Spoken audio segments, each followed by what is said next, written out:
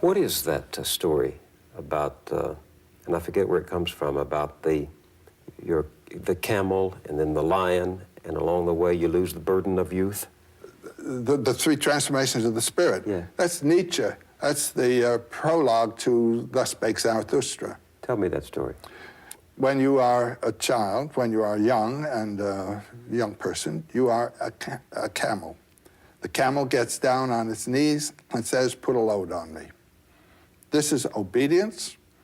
This is receiving the instruction and information that your society knows you must have in order to live a competent life. When the camel is well loaded, he gets up on his feet, struggles to his feet, and runs out into the desert, where he becomes transformed into a lion. The heavier the load, the more powerful the lion.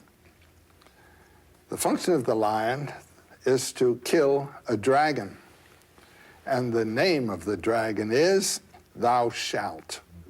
And on every scale of the dragon, there is a "Thou shalt" imprinted. Some of it comes from 2,000 years, 4,000 years ago. Some of it comes from yesterday morning's newspaper headline. When the dragon is killed, the lion is transformed into a child, an innocent child living out of its own dynamic. And Nietzsche uses the term ein aus sich rollendes Rad, a wheel rolling out of its own center. That's what you become.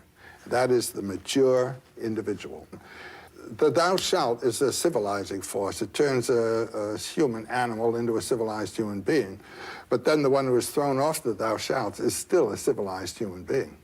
You see, he has been humanized, you might say, by the "thou shalt" system. So his performance now as a child is not simply childlike at all. He has assimilated the culture and thrown it off as a "thou shalt."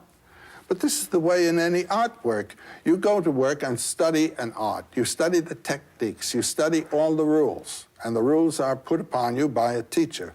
Then there comes a time of using the rules, not being used by them,